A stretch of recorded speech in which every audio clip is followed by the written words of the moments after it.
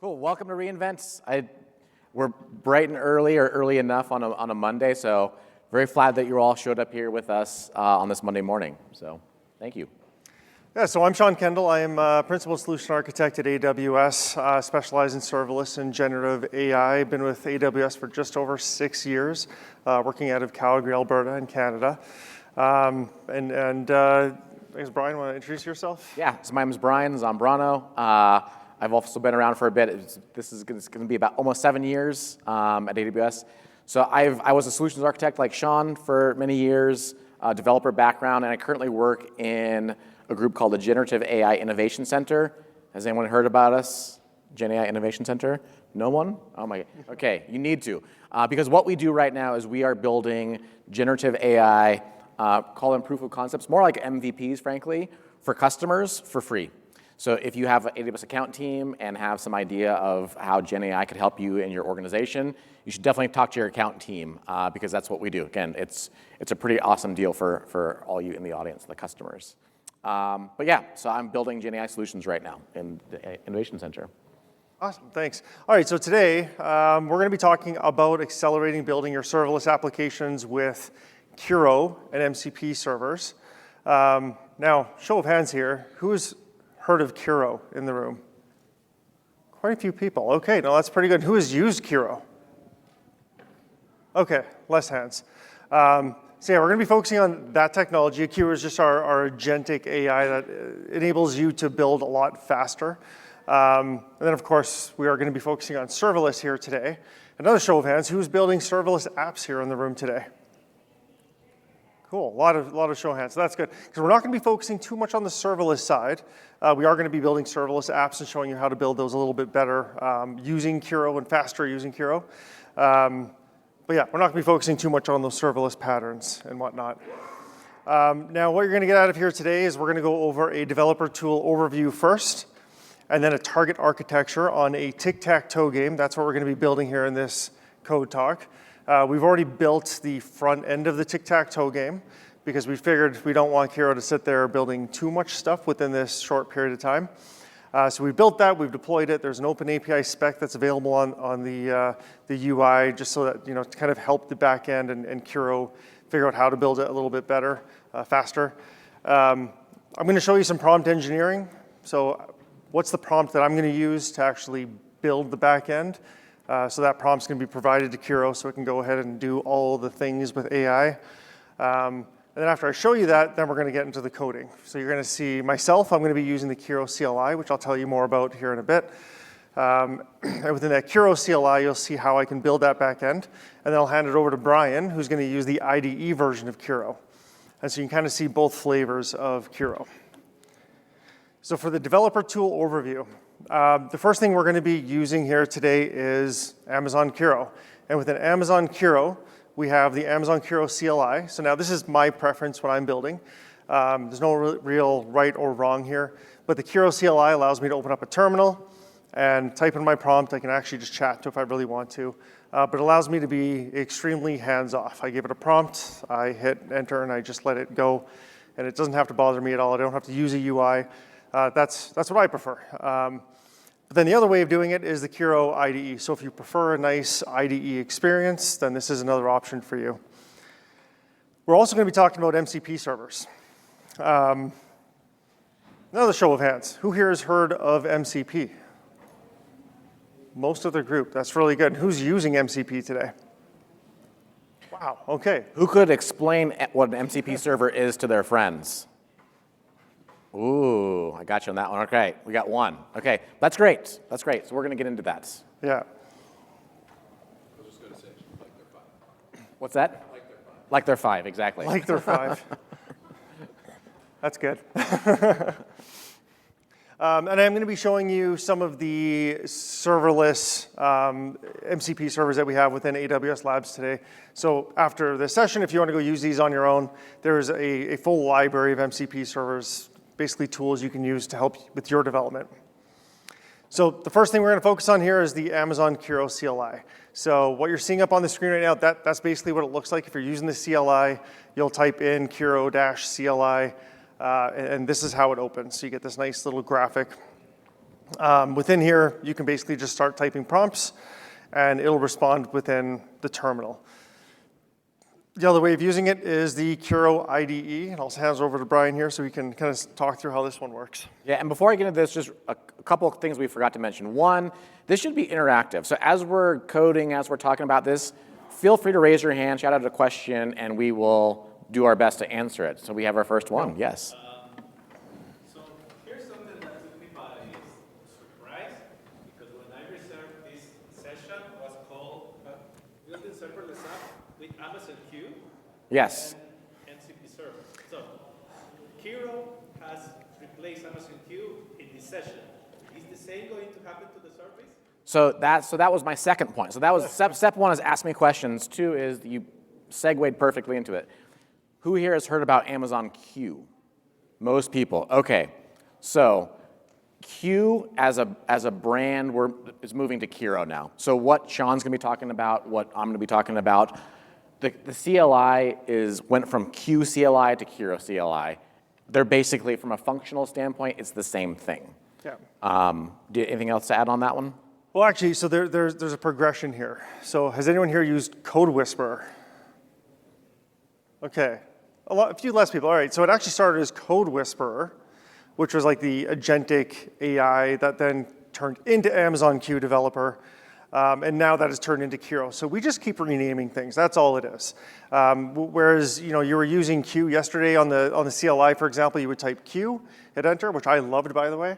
Now you type Kiro CLI, which is a little more annoying, but it's there. You have a follow-up question? Yeah, I have a follow-up. Since this session is going to have a Kiro IDE part, so does all the features and practices that you are going to show on Kiro IDE applicable to the Amazon Q, for instance, extension on Visual Code? Those are different things. So you're asking about the VS Code plugin? Yeah. So they're going to be different. I'll try as we get into this. I think it should become obvious or more obvious, and I'll try to talk through it a little bit. Yeah. So I have a question regarding how you type it. Because Kiro, some time ago, it went from regular payment option into a separate subscription. And now when the Q has been granted into Kiro CLI, I wonder whether the same will become. So I think let's hold that for after the talk. So we want to get into the technical parts of this, and then for any questions, we'll be outside and we can do our best to answer things like that. But let me just go through this real quick. So Sean talked about Kiro CLI. So this is the IDE. So this is like if you've used things like Cursor, it's a fork of VS Code. And so it's going to look very similar if you're using VS Code. So a couple of things here to call out. On the left, there's a little ghost, the Kiro icon. And when you click on that, other things start showing up. So at the top, there's something called specs. I'm not going to talk about that today unless we have extra time. But if you've heard about spec-driven development, that is something that, at least from my knowledge, is unique to Kiro. It's pretty interesting. And then there are the section called agent steering docs. I will talk about that. And then finally, the MCP server configuration down there at the bottom. And on the right is where you have your interface to talk with your agent, your coding assistant. And again, here, this is unique to Kiro, at least as far as I'm aware. You can do what's called a vibe session, which is just what you're used to. Chat with your agent and tell it to do something. And then on the right, there's spec-driven chat, which is a little bit different, which we won't get into. So let's just get in this is a very high level about what is an MCP server. So it stands for Model Context Protocol. And so if you think about you as developers, you're going to go and interact with an agent to go and do something, right? Like build me a React UI, go and update my serverless application to do this, whatever. So you're interacting with some agent. And the agent there's a model behind the scenes. It's going to have some internal knowledge based on whenever it was trained, right? New things pop up. There are other pieces of data that could be really useful for your agent to know about, which it doesn't know about. Or you might want to enable it to actually perform actions on your behalf. And so you do that by integrating with other systems. So here, as an example, you could be integrating with a third-party API or your own company's internal API, right? Like Crick, we were talking this morning, Sean's customer was building a POC to actually have an agent place an order for their customer, his customer's customers. And so there are all these things and information and features that you would like your agent to be aware of and actually have access to. And so how do you do that? And the answer for that is now these MCP servers. And so think about MCP servers as a common interface to backend systems to either get new knowledge, to perform actions, but it's a standard interface. It's a protocol. And so you could literally build an MCP server, like is shown on the screen, to do these things, right? Interact with my third-party API, go and figure out, go and read the business logic of my internal application, or reach into a database and go read information or write information. So you could do that. But I think what we're seeing over and over now is that there are purpose-built MCP servers that have specific duties that do one thing or a set of things that are all wrapped around a given job. So for example, there might be a database MCP server that is going to be running database queries for you. And you can see on and on how this goes. But the overall idea here is, as you leave, think about this as MCP servers are a way to, actually, next slide. So MCP servers and connections are a way to give the models access to new, up-to-date information, and it's information that they don't know about inherently. So that's the big thing there. Okay, you want to take this one, Sean? So some examples? Sure. Yeah, so some examples of MCP servers that you might see. So one that we're going to be using here today within the actual coding session is up-to-date AWS documentation. So of course, the models you're using when you are vibe coding and you're building these solutions through AI, they understand AWS, they understand the documentation, but only up to a specific date of when that training ended. So now adding in the AWS documentation MCP server, it's going to be able to reference the latest documentation. For example, all the new features that are coming out this week, you'll be able to build those as they get released and as they get published out onto the documentation. So that's one of the good use cases for these MCP servers and a good example of what we'll use today. Now, if you're developing production apps that are now going to connect through MCP servers, up-to-date stock prices would be another good example, weather data, anything to do with any API integrations, right? So now you can just have an MCP server execute those integrations for you through AI. And then basically any of your company's internal API or internal documentation as well. So really any types of data lookup that you need in real time without using the model's training data is a really good way to see that. Now, today within the coding session, here's some of the MCP servers we're going to be using. So the first one is the AWS Serverless MCP server. This MCP server deals with SAM integration, so it understands SAM and it understands all the commands of how to use SAM, and it'll actually execute those for you within your own environment. It can do local testing, and it gives you serverless guidance. So for any serverless app, this is a really good one to add into your coding agent. Then we have the AWS CDK MCP server, which is a personal preference of mine, and that's because I like to build everything within CDK. I like to write all my own code in Python. And so this will allow it to now write my applications within that Python code in CDK.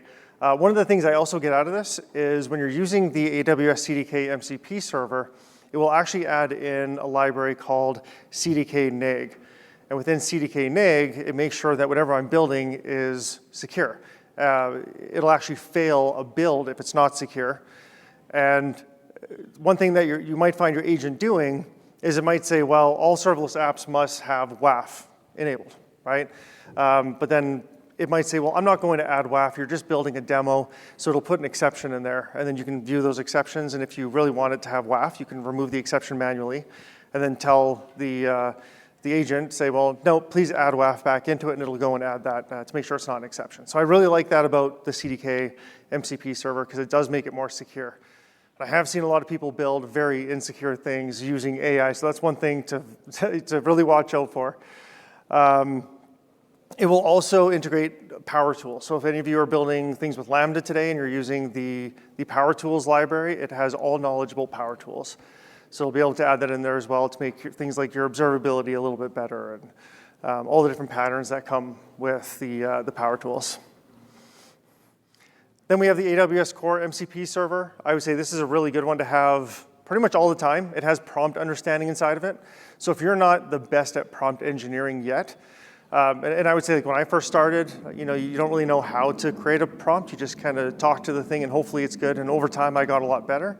Well, the prompt understanding will take your input and it'll turn it into something that's a little bit better for building software on AWS. So it is tailored towards that. So that's what comes with the AWS Core MCP server. But as well, it has a router for other MCP servers.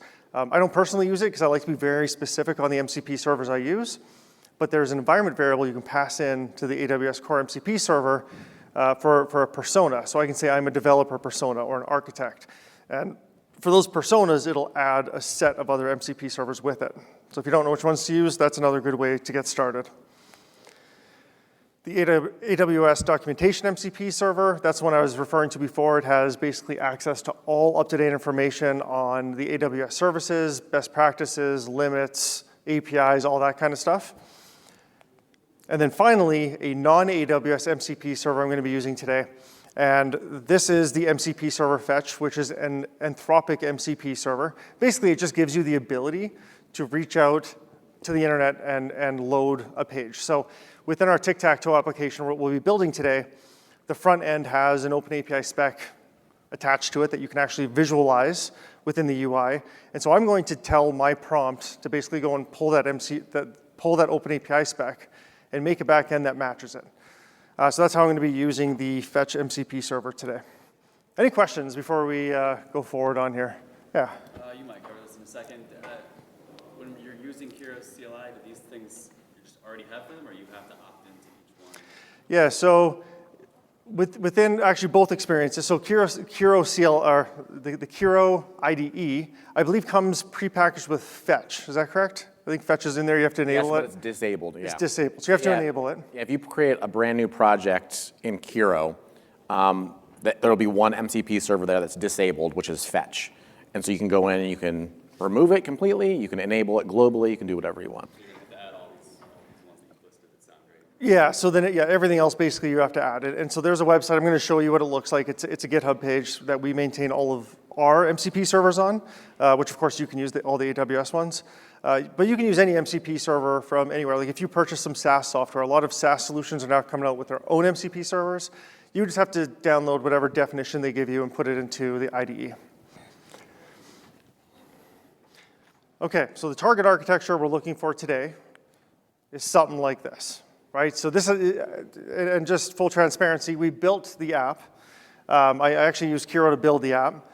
And then I told it to generate a diagram, because there is a diagram MCP server as well, which I can show you later if you want. And this is the diagram it came up with. So first it built the code, it deployed the code, and then it built this diagram. And so today, I'm not actually going to feed this diagram into the prompt. I could, but I'm not going to. I'm going to let it kind of figure out whatever it wants to do by itself. If I really want to stick to something like this, then I would actually give this to the agent, and I would say, follow this image, see how I want the architecture, and build this exact architecture. And it would just give it a little more guidance to follow exactly what this is.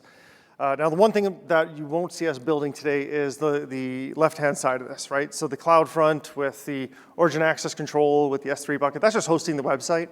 So I wanted to show that on the diagram. But everything on the right-hand side is what we'll be building here today. And just one quick shout out to the serverless part of this. Good luck doing this with Kubernetes in 45 minutes, right? Honestly. And so, kind of our pitch here is that serverless, you can go really fast. Serverless with AI tooling and MCP servers, you can go really, really, really fast. So it's crazy how fast Sean and I were able to do this. So we were even talking before this about, what if we finish early? What are we going to do next? Because we can go so fast with this. So just, again, a shout out to the serverless parts of this talk. Okay, prompt engineering. So this is the prompt I'm going to be feeding in to at least the Kiro CLI piece of this. It's probably going to be different from the prompt that Brian's going to use on the Kiro IDE. Now, again, this is from me working for months. It's almost a lifetime in ages of AI, in learning prompt engineering. So the first thing I tell it is build and deploy a working serverless backend for the tic-tac-toe game hosted at, and then a URL. So this is a deployed URL that we already have that I'm going to be plugging in here. Now you'll notice I say build and deploy, and I actually put that in here because I wanted to build all the code and deploy it without coming back to me. Because usually what I do, and I don't know if my wife likes this or not, but before bed I think of an idea, I write a prompt, I hit go, and then I go to bed and it goes and builds my thing overnight. Then I wake up with a fully built application. So that's why I'm always saying build and deploy. The next piece of this is I'm actually guiding it to use that fetch MCP server to view the website and then open the API spec, and then I give it the direct URL with the URI to the open API spec, right? So I'm giving it a little more guidance here.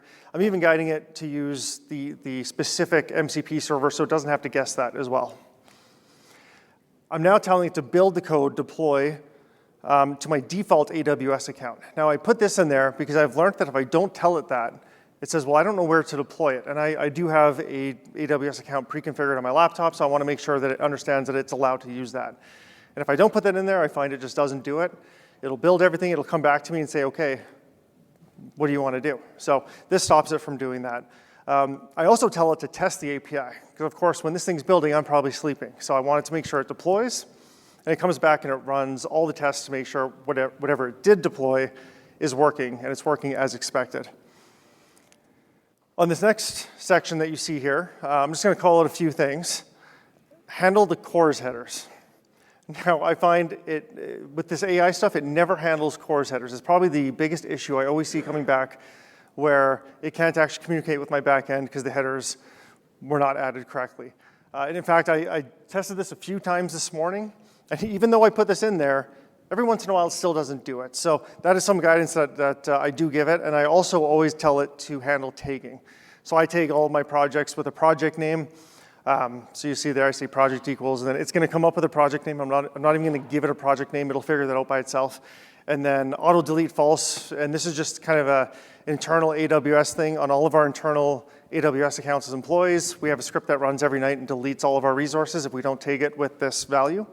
So I do that so everything doesn't get deleted overnight. And then this final paragraph, this is something I don't actually usually include in a lot of my prompts. However, I've built this thing so many times, I've identified certain places where it could potentially fail, and I want to make sure it doesn't fail. So I add these few items in here just to make sure that it really understands a few things that it continuously fails on.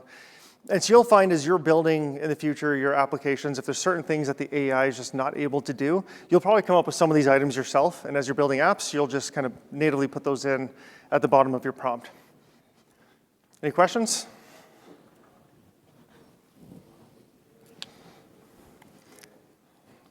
Okay. So let's get to coding. So let me switch over to this one here. And of course, it didn't load the right screen, but that's okay. I can fix that. Okay. So what you're seeing here, this is the tic-tac-toe game that we built, right? So very simple. Right now, you can't really see anything on the screen. There's no tic-tac-toe board because nothing's configured. But I actually do have a previously configured game, a backend that I have not yet deleted. So let me push this in here to show you what should work, right? So this one, if I put this URL in here, this is the URL to the backend deployed to API gateway, driven by Lambda functions. So when I add that in here, I can register player. And there you go. So it works. There's no errors on here. I can start a new game. And then I can start playing, and I'll let the computer win this time. There you go. So that's basically the entire thing that it does. Now that backend was built through AI. Now I'm going to show you how I built that through AI. And let's clear this so that when we get our new game, it's just nice and empty in here.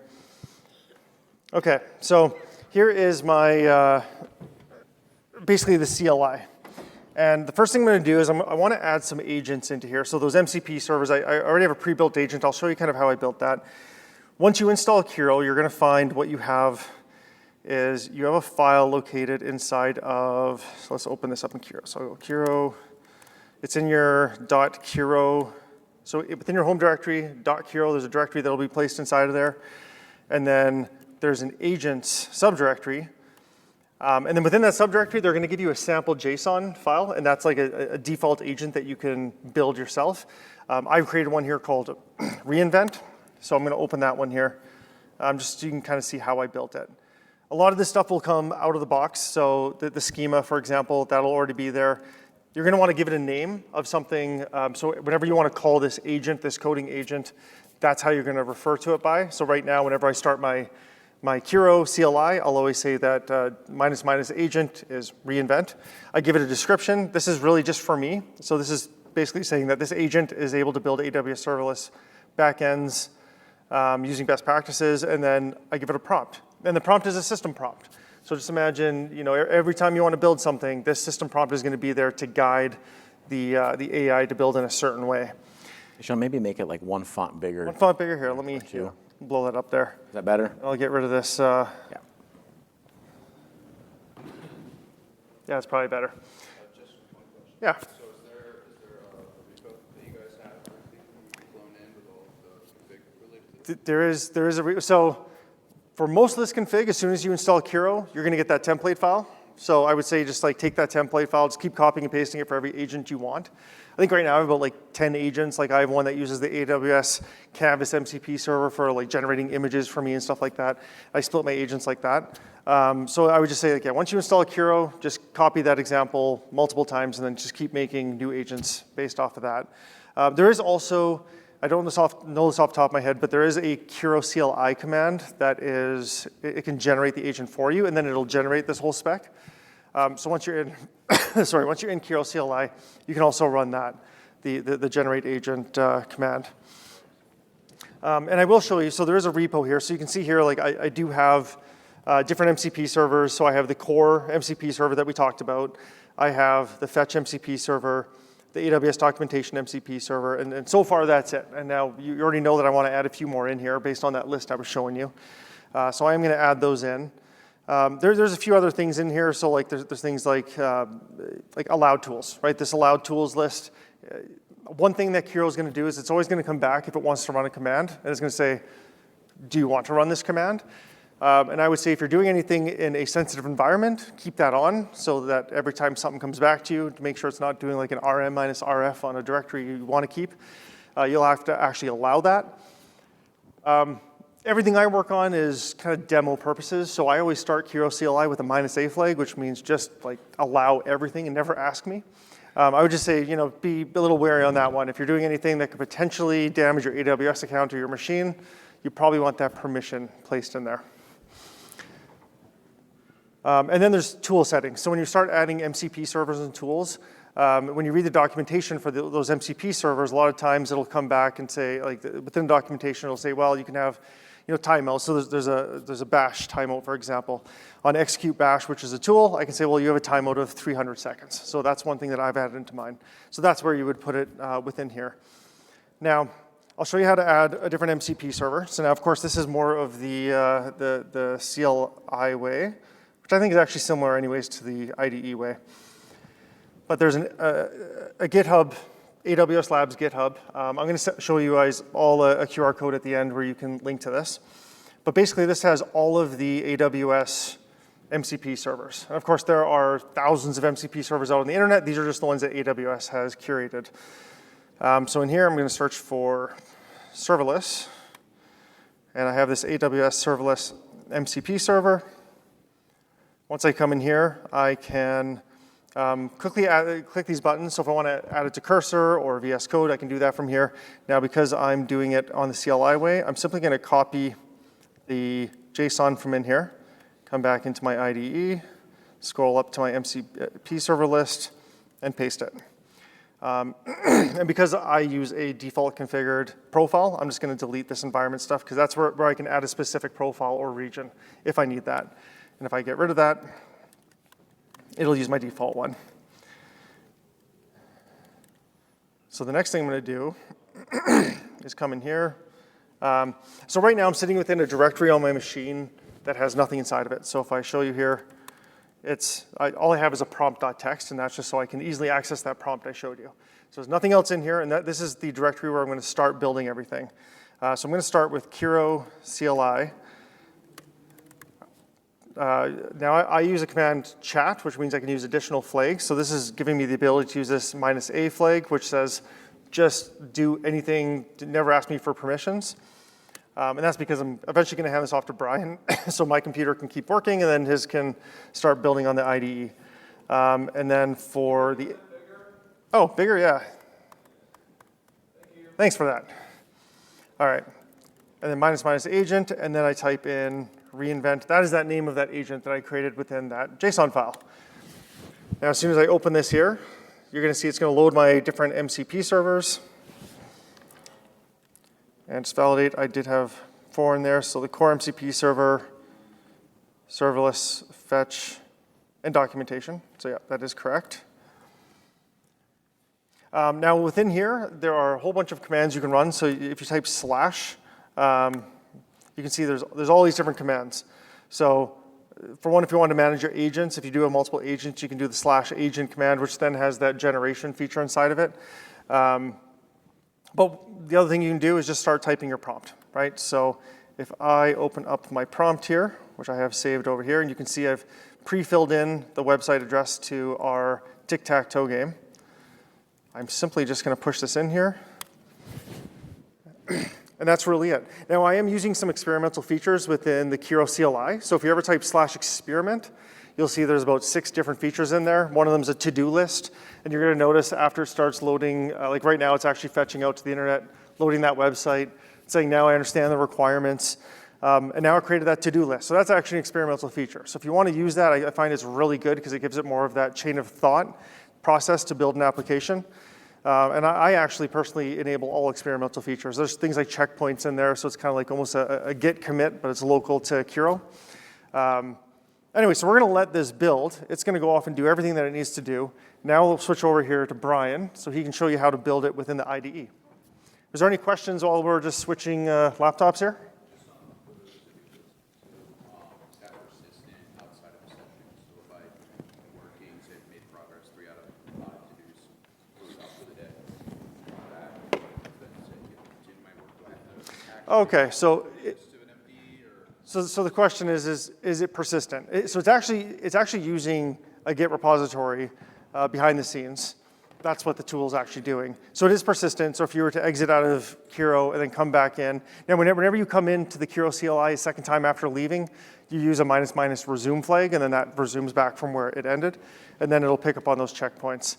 And also the conversations are stored in a directory within that .kiro in your home directory.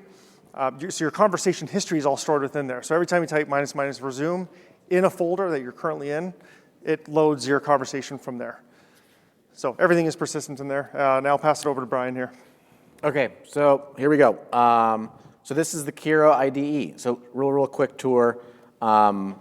Just like VS Code or any other IDEs, navigation's on the left. Here are my files, my file system. And then in the upper right, click on that, and that is our chat interface to our agent. And like I said at the beginning, over here on the left, there's this Kiro icon. And if you click on that, and is that large enough? Can you guys see this okay? Yep, okay.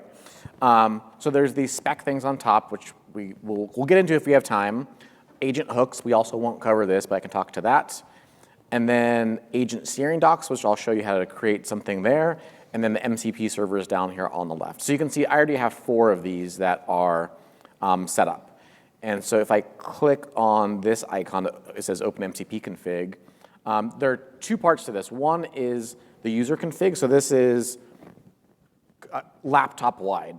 So like Sean said, the documentation, the MCP server, enable that one globally. I mean, there's really no reason to have that per project. So you can see in here, the second one, well, there's 2 of them. There's Knowledge MCP and the AWS Documentation MCP server. So that's under my user configuration. So whenever I'm logged into my laptop, those 2 things are going to be enabled all the time. And then the workplace config, and actually I changed directory, so that one's empty. So there's nothing, so the things that you see on the left now are on my laptop, no matter what project I'm working on. So to enable, and I'll just do it real quick, AWS MCP. So I'll do just what Sean did. Try to make this bigger, serverless. That guy. And then we're going to copy this. And then all I'm doing is I'm pasting it in here. Again, this is the workspace specific configuration. So this will only be enabled for this one workspace. Question? So for the workspace config though, is this going to live within the repo so my team of developers all get this?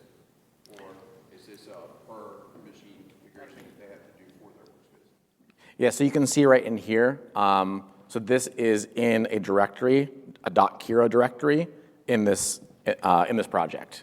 Yeah. Yep. So as long as you commit that, and as long as everyone's using Kiro, yeah. And now here I need to put in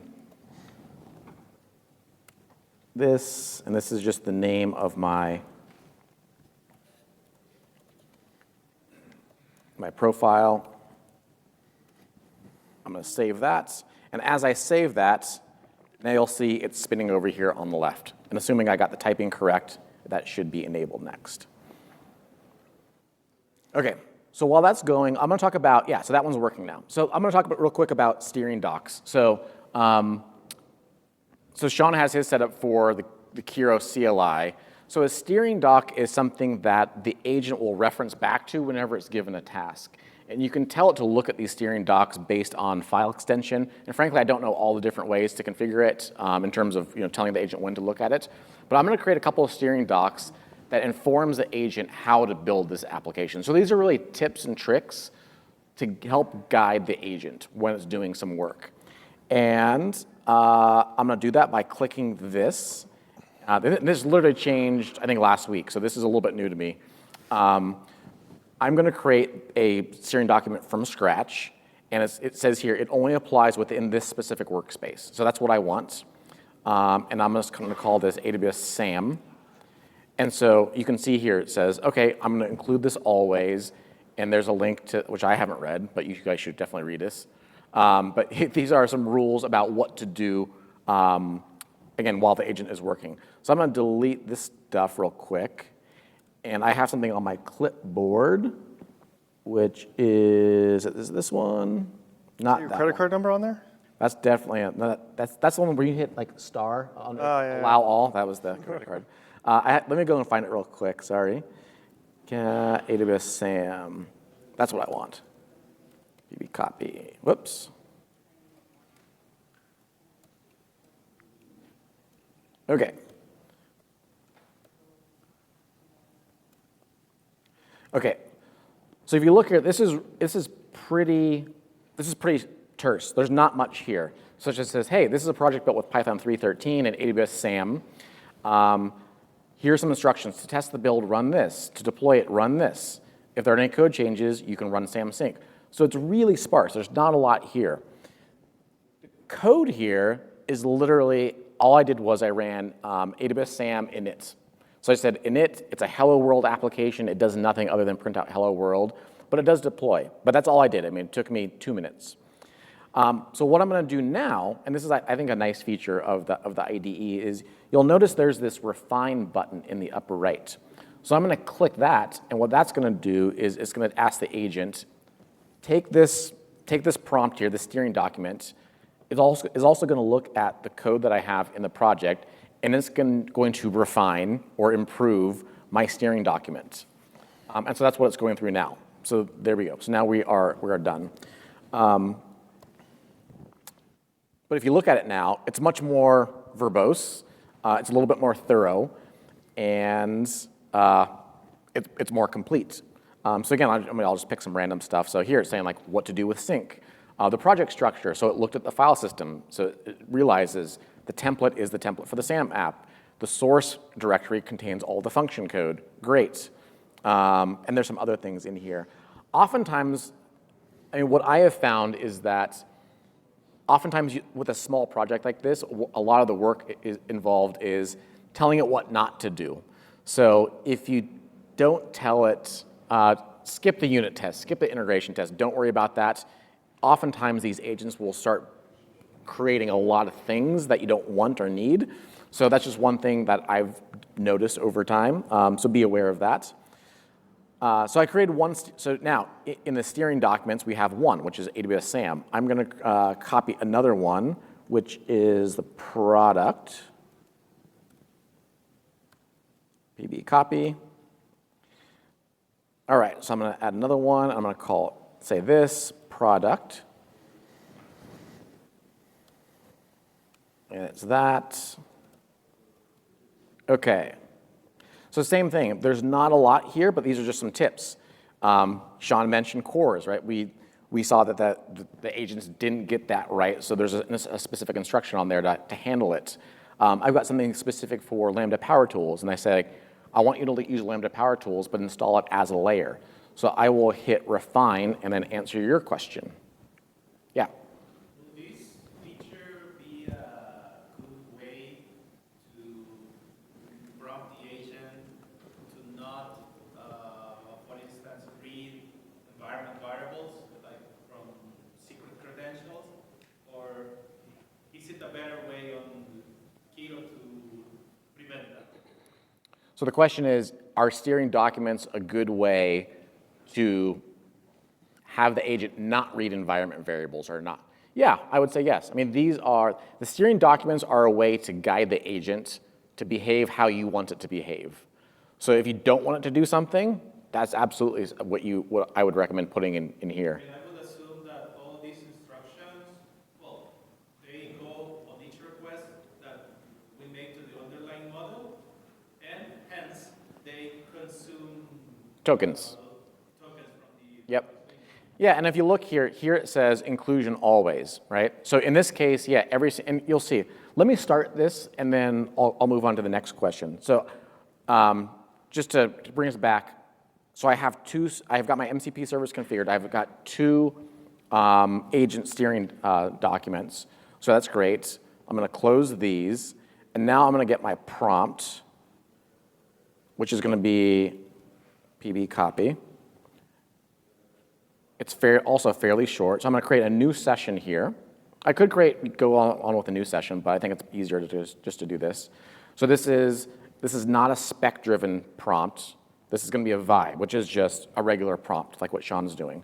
So I'm going to paste this in here. So I need to implement a serverless tic-tac-toe backend that abides by the Open API spec, which is hosted here.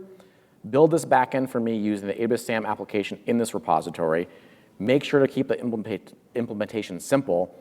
I do not need unit tests or integration tests. So that's all I'm going to say. So I'm going to hit enter, and then I'm going to switch over here so we can see the files that's creating, and then I will answer the next question. Yeah. Is there a feature parity between Kiro, CLI, and the IDE? Basically, what I'm trying to say is that I saw the refine option, which maybe it's available as part of Kiro CLI. So whatever you can do with Kiro CLI and the IDE uses the same underlying infrastructure, whatever it is. So I can actually do everything with either of them. Yeah, so the question is, are the CLI and the IDE at parity? The short answer to that is right now they're not, right? So there are features that are starting to come to both. The intent is in the future, and I don't have a timeline for this, but they will be at parity. But one thing we noticed this morning is within my experimental features on the CLI, right? So there was, which feature was it that just came to the IDE? The checkpoints. Checkpoints, right. So checkpoints just came to the IDE recently. That's been in the CLI for a little bit, and it is actually still experimental in the CLI. So they are coming to parity. The underlying service is the same, however, right? Like you are using the same models. They're using the Anthropic models. By default, they all use a router to get to the best model for whatever you're trying to do, or you can actually specify an exact model. The models do have different tokens that they take. So if you're going to use the Anthropic Claude 4.5 sonnet, I think that's like a 1.3 multiplier. Don't quote me on that exactly, but it's something like 1.3. Whereas if you use sonnet 4, it's only it's a 1 times multiplier. Right? So you use more tokens on the higher ones, and of course tokens then cost money, right? So when you purchase Kiro, this maybe comes back to the other question from before on like the pricing, right? You can use Kiro for free, right? You can use a builder ID to sign up for free. You can use an enterprise license, and they all have different token limits. And of course, on an enterprise license, actually, I think on any license, you can continuously buy more tokens or more credits. I may have that kind of nomenclature messed up a little bit. All this stuff is quite new. But anyways, short answer is yes, they will eventually come to parity, not today, but. So in future, a new feature is introduced to the CLI first, or do you see that in the idea? So far, it's been kind of, there's been no one place where it starts. I think there's different teams working on them, so whoever kind of gets to the features first, it gets released first. Yeah, like the steering docs right now is only within the IDE. However, some of those other experimental features were only available on the CLI up until just recently. Question? The refined feature, which may not be available on CLI, I believe, or maybe it is. Yeah, and if you think, so the comment was the refined feature in the IDE is really nice. 100%. And I think it really depends on what you prefer in terms of your interaction. I mean, I'm old. I like using Vim and, and a terminal. But I like that. I like just clicking a button. You can do the same thing in the CLI. I mean, because really at the end of the day, all it's doing is it's giving it a prompt, it's giving the model some information and saying, go and do this for me. But then including it whenever you're running a task. There's just some niceties. It's more of like a quality of life thing. It just depends on what your experience you want to look like. So it seems like the MCP servers that you're using are local MCP servers. Are they remote? Yep. These are all remote. Yep. Yeah, so in there are different ways to interact with an MCP server. Most of these are using a command called UVX, which runs the UV tool, which is a Python thing. I don't know if you know that about the folks who make rough and UV. UVX is just a way to it's kind of like NPX. It's a way to run a command locally without having to install the package. But yeah, it's just running a command and then it connects to the remote system. It does support remote and local MCP servers. So like I do a lot of MCP development and I always run it just locally because I have the code local, I register it locally, and then it just all stays on my laptop. Yeah, it does support both. So pretty much anything that's just an MCP, it'll support. Now, I did notice, so about 5 minutes after I think I typed my prompt here, it finished, right? So I'm going to show you kind of what it ended up doing, and then we'll test it just to make sure it actually works. Mine finished too, just saying. There we go. Does yours tell you how long it took? No. Oh, I think mine does. Okay. So you'll see here, like it's very chatty, right? So like here's basically all the output it's giving me, that to-do list. It was showing me a lot of the code it's writing. And I'm just going to keep scrolling through this here. It did actually finish the deployment and then it ran tests itself. So you can see here it's actually running get commands using curl. So it decided that on its own. I didn't tell it what to do with testing. It's running its own tests without actually writing a unit test. I could have also told it to write a unit test if I really wanted to replay that a bunch of times. And here, see, it's even testing, make sure I get, different errors when I need them or when I expect them out of the application. And then finally, let's scroll all the way down. There we go. My to-do list, it shows it's completely done. It gives me an endpoint URL, so I'm going to copy that. And then it tells me it took 5 minutes and 11 seconds. So I don't think we're going to be able to get that out of yours, but hey, that's fine. Mine was 5 minutes and 10 seconds. Yeah, I don't know about that. All right. So I'll go back to the app here. I'm going to configure it, and this may fail. We'll see. Register player. Hey, it worked. There we go. I've done this a few times this morning, by the way, and this is the first time it worked on the first try. It's been giving me those CORS errors every other time for some reason. So there we go. So I just came up with a validation error. And I actually like that it failed on something. If it didn't, then you probably would have thought that I was faking it somehow. So I'm just going to take that error. I'm going to post it into my CLI, and then literally, I didn't even get any context here, right? So all I'm doing is I'm just giving it the error message. It's going to know that's an error message. And you can see already, it says, oh, there's a validation error. It knows the issue. It found the issue that fast. It's now rewriting the code.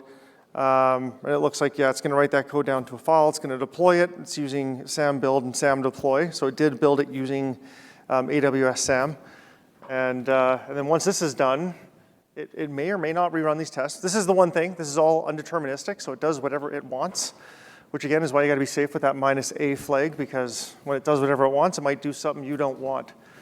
And then once this is done, we'll test it again. In the meantime, I guess we can answer another question.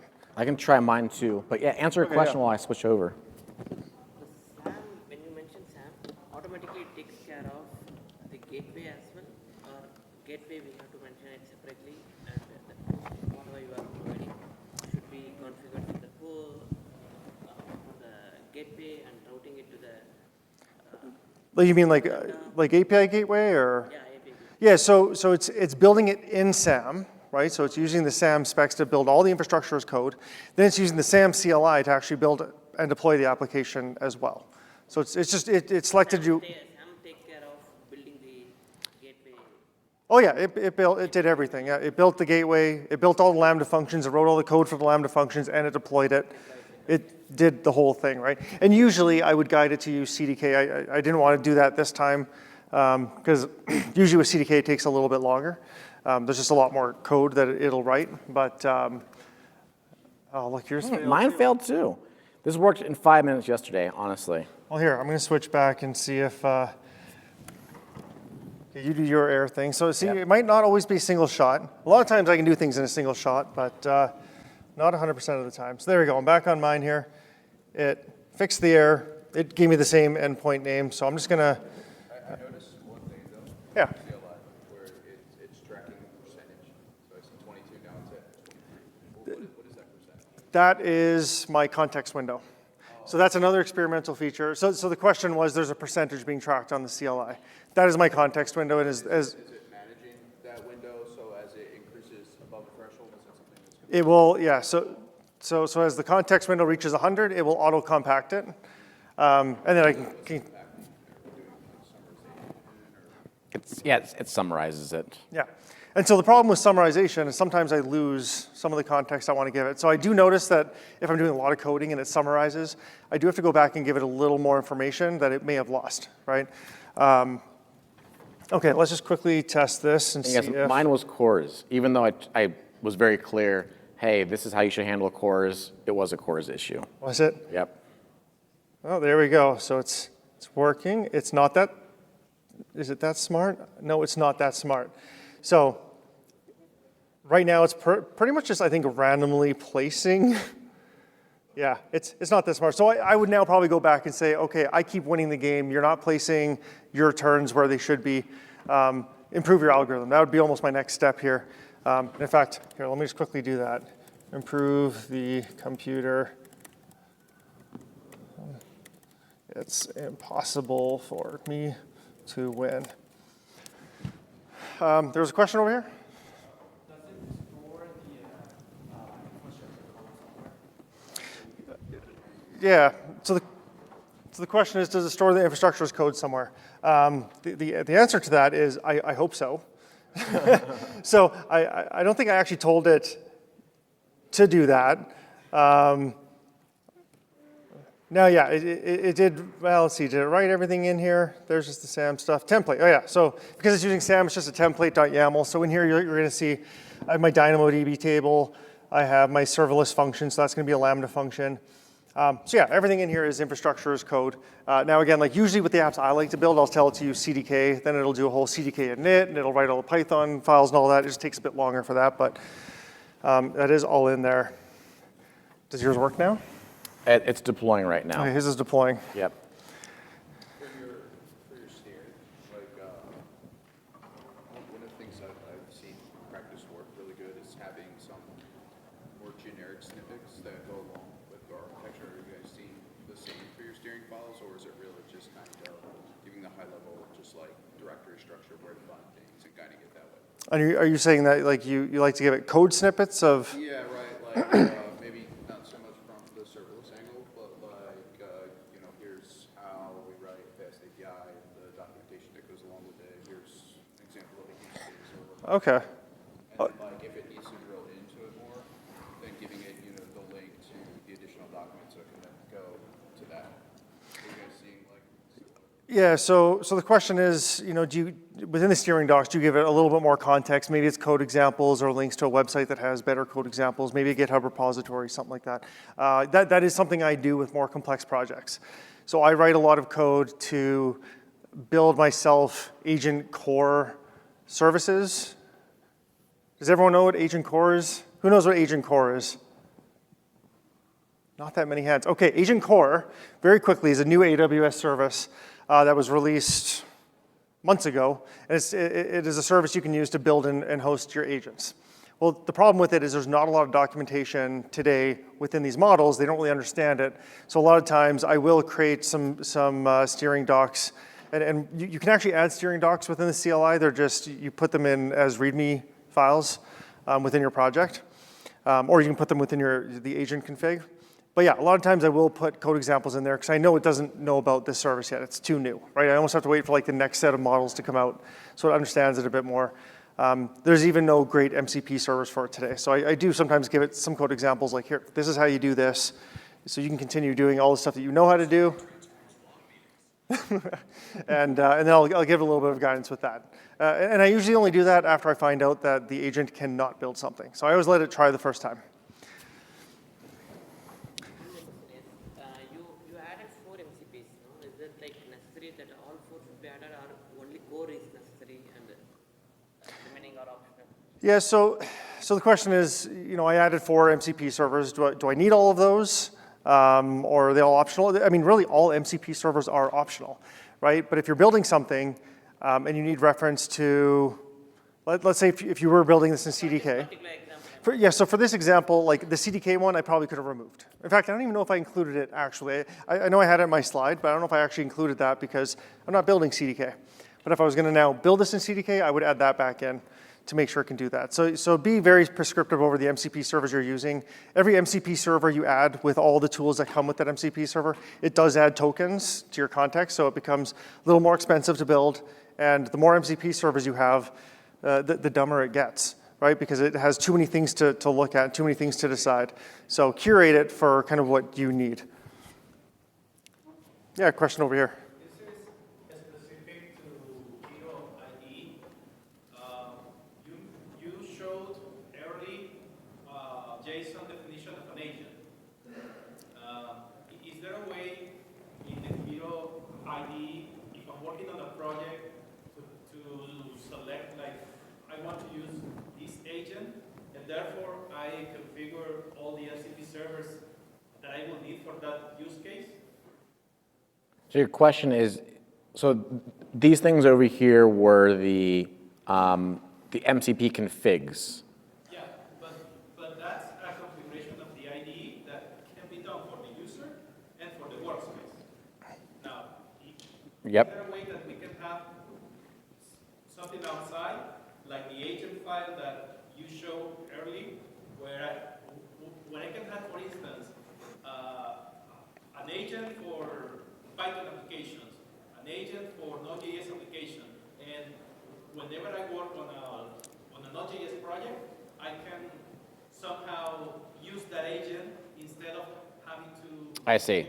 Adding it one by one. Yeah. So your question is, is there a way to have specific MCP servers used in specific situations, like a front-end application, a Python back-end application, a Node back? I don't know of a way of doing that, like for your entire system, where it's really specific like that for the MCP servers.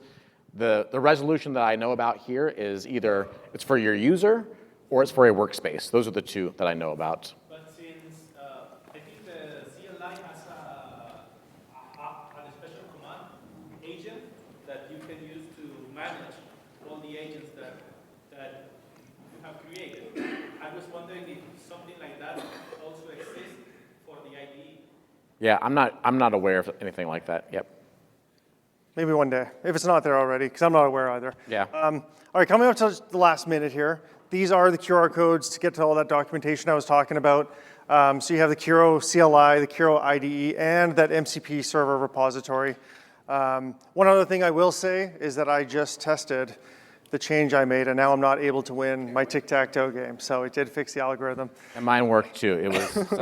It was something silly, but yeah. And mine is really dumb. Like I can beat it, I did this one time, and it used what's called the min-max algorithm, and it was unbeatable. So you just, again, non-deterministic. You get different things depending on the day. Yeah. One last quick question.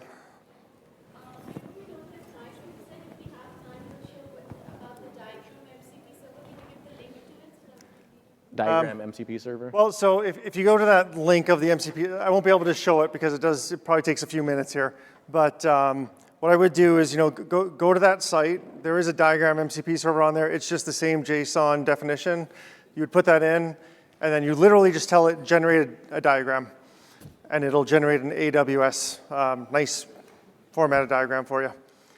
And then last reminder, please fill out the session survey. It really, really, really helps us. If you like this, or even if you think something could be better, please give us feedback. We would really appreciate it. Thanks a lot. All right, thanks everyone. Have a good reInvent.